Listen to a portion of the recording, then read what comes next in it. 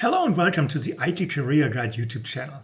In today's video, we dive into the question, what do people that earn $200,000 or more per year actually do? What type of roles do they fill? What skills and experience do they have? Are there any shortcuts that maybe they know about, but you do not? So let's find out. Most of us go to work every day to make a living, to be able to pay our bills, to eventually move up a little bit, moving from an apartment to a condo or buy a house, put some money into savings and investments, and really just build up a safety net and enjoy life a little bit. And this used to be possible with an income of $100,000 or maybe more. But realistically, in 2025 to 2026, $200,000 per year or more is the new $100,000. So there is really the big income gap. And you want to know how to get there, how to find out. So anyway, let's look into this in more detail. And maybe you find a nugget or two in this video that get you really motivated on your own path to build a career that earns you $200,000 or more per year. I was recently browsing a massive thread on the career guidance subreddit, where someone asked a simple yet loaded question. What do you actually do to earn $200,000 a year? The answers were eye-opening. We saw everything from specialized surgeons to underwater welders, but a huge portion of the responses came from our world, IT and tech. But here's what the Reddit thread doesn't tell you. Reaching $200,000 isn't just a reward for being senior. In my years as a recruiter and career coach, I've seen that $200,000 is an invisible ceiling. You don't get there by doing the same things you did to reach $100,000 just for more hours. You get there by changing your entire value proposition to the market. Today, we are going inside the numbers. We're going to look at the specific IT roles, from staff engineering to the hidden gem of sales engineering, that are clearing $200,000 in 2025. We'll break down the total compensation math that confuses so many people, and I'm going to give you the recruiter's playbook on how to position yourself so a company feels lucky to pay you that much. If you want to stop guessing and start targeting, let's dive in. First, let's define the terms. If you are looking for a $200,000 base salary, meaning $16,000 hitting your bank account every month, you are looking for a very specific, very rare type of role. In the recruiter world, when we talk about $200,000 plus, we are talking about TC, total compensation. At this level, your pay is almost always split into three buckets. Base salary, usually between $150,000 and $180,000. This is your guaranteed cash. The bonus, typically 10% to 20%. This is tied to your performance and the company's EBITDA. Equity, RSUs, or options. This is where the $200,000 barrier is truly broken. Many of the people on that Reddit thread mentioning $250,000 or $300,000 are including their stock vesting. In 2026 and beyond, you need to understand the vesting schedule. Usually you get a grant of, say, $100,000 in stock that vests over 4 years. That adds $25,000 to your annual income. But watch out for the 1-year cliff. If you leave before month 12, you get zero. As a hiring manager, with the help of a recruiter, I see candidates lose, and I put lose in quotes, $50,000 plus because they didn't understand how to negotiate their cliffs or refreshers. If you want $200,000, you have to start thinking like an investor, not just an employee. Let's look at the first role identified in the discussion, the staff or principal engineer. On Reddit, these are the folks who say, I write code and make $280,000. How? It's not because they type faster. It's because of leverage and blast radius. Let's break here for a moment. I want to drive this point home. You're not going from $100,000 per year to $200,000 per year in income by typing faster or by working harder. I mean, there's only so many hours in a day, and you just cannot put more effort into those hours to make that gap from 100 or to fill that gap from $100,000 to $200,000. It's just not possible. To make that jump, you really need to bring more value to the table.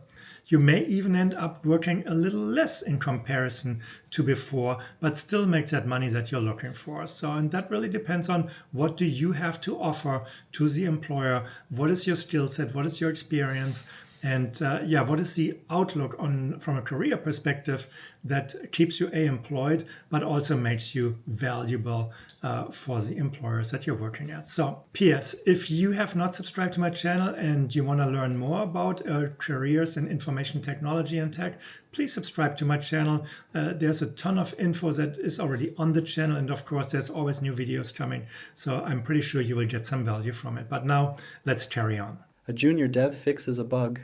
A $200,000 plus staff engineer designs an architecture that prevents 1,000 bugs from ever being created. They are force multipliers. In 2025, the highest paid ICS are focusing on 3 niches: site reliability, SRE. These are the digital firefighters.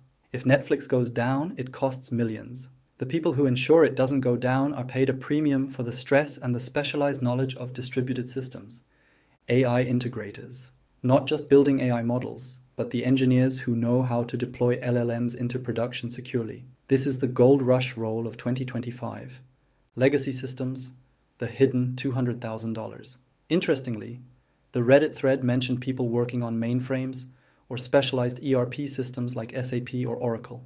Because these systems are uncool, there is a talent shortage. If you are the only person who knows how to keep a 30-year-old banking ledger running, you can name your price. Now let's talk about a career path that many of you are perfectly suited for but have never considered.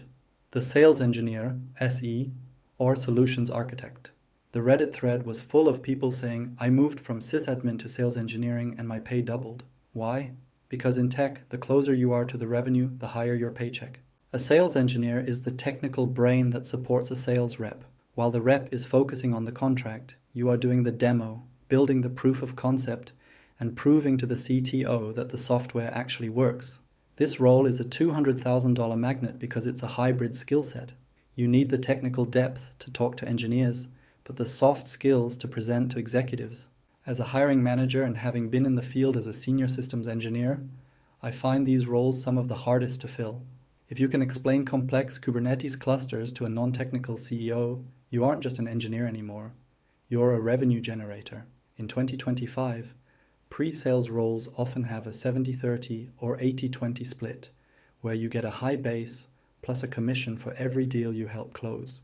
This is often the fastest path to $200,000 without having to manage a team. So you've identified the role. How do you actually get a company to sign that $200,000 plus offer letter? It comes down to how you answer 3 specific questions during the interview process. 1. The value question. A $100,000 candidate says, I am proficient in Python. A $200,000 candidate says, I used Python to automate our deployment pipeline, which reduced our time to market by 30% and saved the company $400,000 in developer hours. You must speak the language of business impact. 2. The ownership question. Recruiters for these high-paying roles are looking for ownership. We want to hear about a time you saw a problem that wasn't in your job description and you fixed it anyway. At $200,000, you aren't being paid to follow tickets. You're being paid to decide which tickets matter. 3. The negotiation gap. This is a mistake I see daily. Candidates get an offer for $180,000 TC and they are so excited they just sign it. Listen, at the $200,000 level, everything is negotiable. If the base salary is firm, ask for an additional RSU grant. Ask for a sign-on bonus to cover the bonus you're leaving behind at your current job. I have seen candidates add $30,000 to their first year earnings just by asking one question: is there flexibility in the equity component to get me closer to my target of $210,000? I want to end with a reality check from that Reddit thread. A lot of the $200,000 earners mention something called the golden handcuffs. High pay often comes with high expectations, on-call rotations, and high-pressure environments. But if you are passionate about tech and you want to be compensated for the value you bring, $200,000 is more achievable in 2025 than ever before. If you specialize, move closer to the revenue, and learn to negotiate like a pro. Which of these paths sounds most like you? Are you the deep dive IC or the technical bridge in sales? Let me know in the comments. And if you're struggling with how to word your resume for these high-tier roles, check out my video on executive presence for engineers linked right here. So there you have it. I think this gives you a clear understanding of what some of the high earners in information technology or tech do. And it gives you a hint of maybe what you need to do with your career, with your skill set, to make that jump into the $200,000 per year income range. And really position yourself appropriately so that you can look back and say, yes, that was a breaking point in my career. I had to make that change, and that moved me up to that level. And from here on, it's just what I want to make out of it. I would like to hear from you in the comments if there was anything in the video that you liked or disliked. What questions do you have? So please leave a comment down below. So this is it for today's video. I hope you liked it. If you did, please give it a thumbs up. If you have not subscribed to my channel, please do so as well. And then I would say I'll see you next time in my next video. Thank you for watching. Have a great day. Bye-bye.